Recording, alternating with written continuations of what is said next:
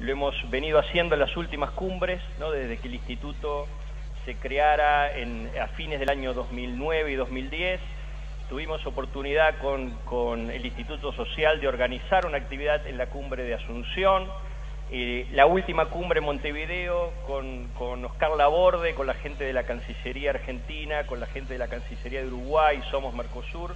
Organizamos en Montevideo también una reunión donde el tema de derechos humanos estuvo presente, donde analizamos las marchas de los procesos judiciales sobre Plan Cóndor. Y hoy también nos parecía importante poder estar presentes aquí y que se eligiera el tema de derechos humanos como uno de los temas de discusión en el marco de la cumbre. Y yo creo que es un momento, como decía el director del Instituto Social, muy importante para el Mercosur. La situación en Paraguay, el golpe de Estado en Paraguay, la crisis institucional que se genera en Paraguay, marca de alguna manera un enorme desafío para pensar el Mercosur, como también se decía, no solo como un espacio de integración comercial, económica, sino también como un espacio de concertación política, como un espacio que puede acompañar los procesos democráticos en nuestros países y contribuir a fortalecer la democracia y sostener a los gobiernos populares en la región.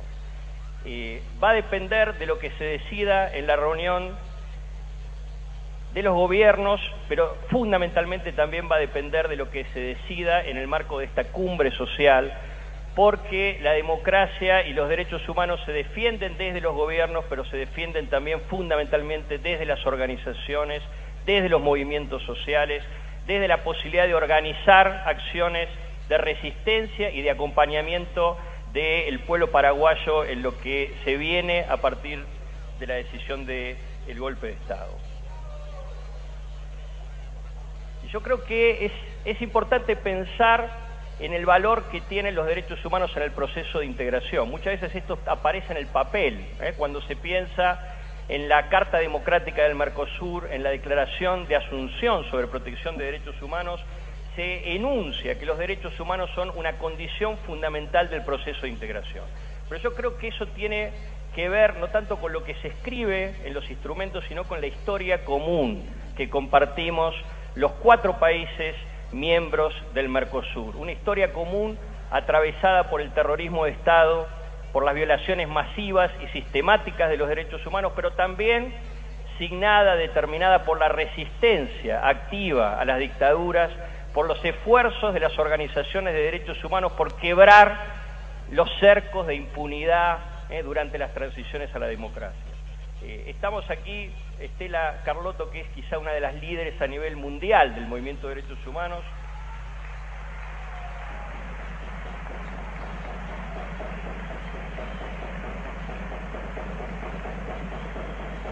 Con Martín Fresneda, el nuevo secretario de Derechos Humanos, que además de ser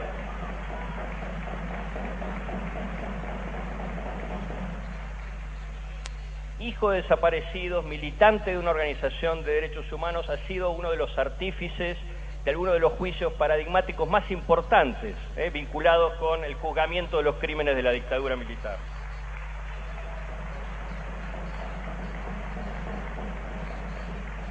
Y yo creo que la historia de ese juzgamiento, de esos procesos de justicia, marca la importancia de la organización, de la movilización social por la defensa de derechos. Sería imposible pensar el día de hoy en la reapertura de los procesos judiciales, en la posibilidad de meter presos a genocidas por crímenes de deshumanidad sin el tesón, la persistencia, la lucha y la inteligencia política de las organizaciones de derechos humanos que históricamente, aun cuando este no era un tema de la agenda política, movieron la cuestión, la plantearon en los medios, en los tribunales, y lograron que la cuestión estuviera en el centro del debate público. Pero claro, desde los movimientos sociales se pueden instalar cuestiones, pero se necesita decisión política. Y yo creo que esta es la otra pata importante para pensar en la vigencia de derechos humanos en el Mercosur. Los que venimos peleando en el tema de la justicia por crímenes de lesa humanidad sabemos que todos los esfuerzos que se venían haciendo, si bien eran importantes, no habían logrado esa reapertura hasta que en el año 2003 fue la decisión política del presidente Néstor Kirchner quien logró el impulso definitivo de los procesos y la reapertura de los juicios.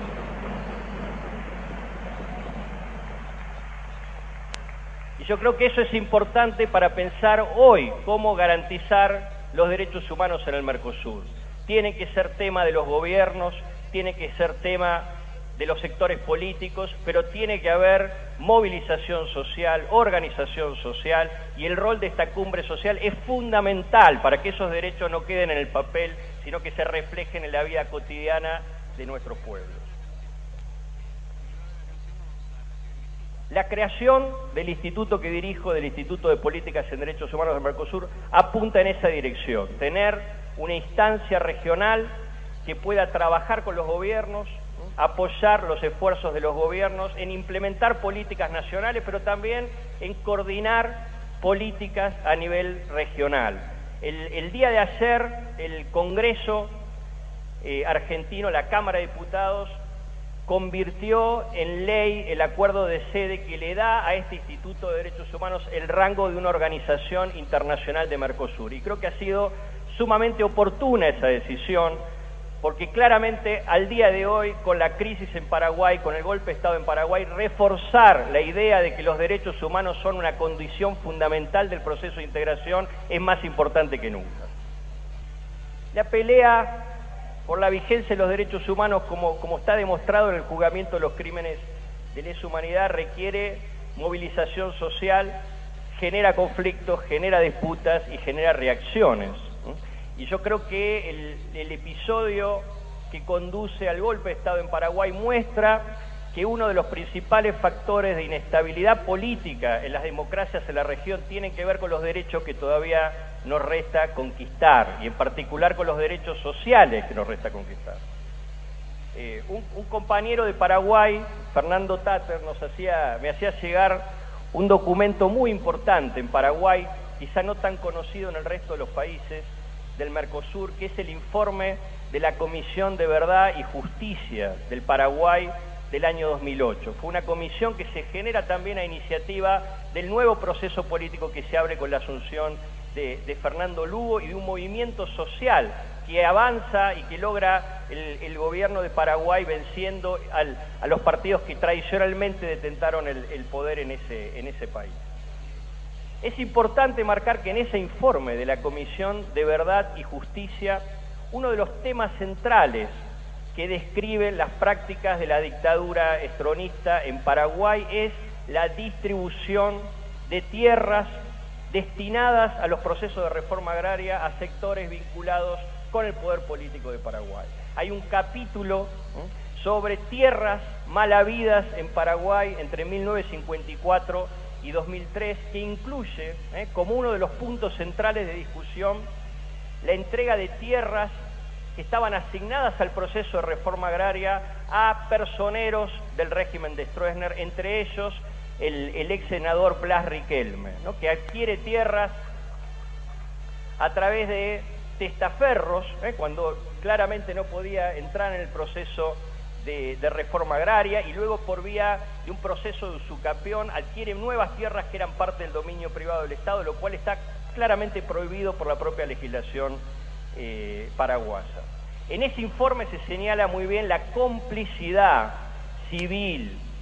en el proceso de terrorismo de Estado en Paraguay y la trama económica detrás de la represión política y de la violación de derechos humanos, algo que ha sido lamentablemente un rasgo común del terrorismo de Estado en los 4 países de la región. Y paradójicamente las tierras que están denunciadas en ese informe como mal habidas son precisamente las tierras de Morombí, las tierras de Uruguatí, donde se produjo el desalojo que terminó lamentablemente con la muerte de 17 paraguayos y que fue uno de los temas que levantaron los senadores y diputados para avanzar en el golpe de Estado en Paraguay. Creo que este episodio marca claramente cómo los conflictos y la inestabilidad política en nuestras democracias tiene que ver con los derechos y en particular con los derechos humanos y los derechos sociales que todavía tenemos que conquistar. Y cuando hablamos de derechos humanos en nuestros países nos referimos a avanzar en el juzgamiento de los crímenes de lesa humanidad y al mismo tiempo poder avanzar en la realización de los otros derechos que todavía tenemos que conquistar y que gradualmente empezamos a conquistar en los últimos años en nuestros países, particularmente los derechos sociales, los derechos colectivos, los derechos de los pueblos indígenas, los derechos de igualdad que tienen que ver con la igualdad de las mujeres, con los grupos de orientación sexual, con las identidades de género. Esos son todavía los temas pendientes que constituyen el desafío en materia de derechos humanos en los países de la región.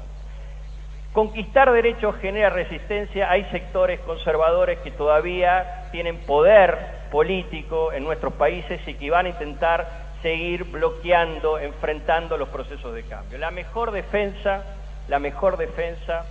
pasa no solo por preservar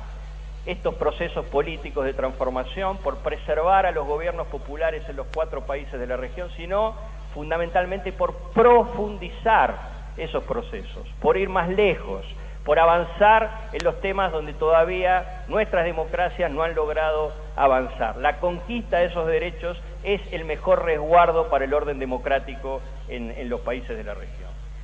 Y como decía Cristian Mirza, yo comparto esa idea. Creo que más allá de la decisión que tomen los gobiernos en la cumbre de Mercosur sobre Paraguay, aun cuando se avance en la idea de suspensión,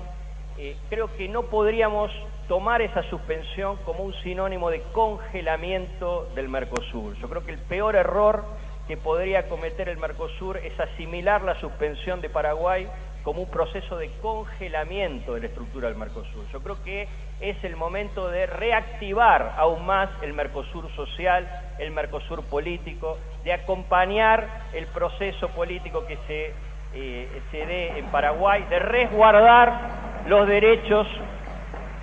sobre todo de los dirigentes sociales, políticos, evitar represalias, evitar persecución, garantizar procesos electorales abiertos y limpios, y creo que ahí el Mercosur puede demostrar que es un espacio adecuado, no solo como integración económica y comercial, sino también como foro,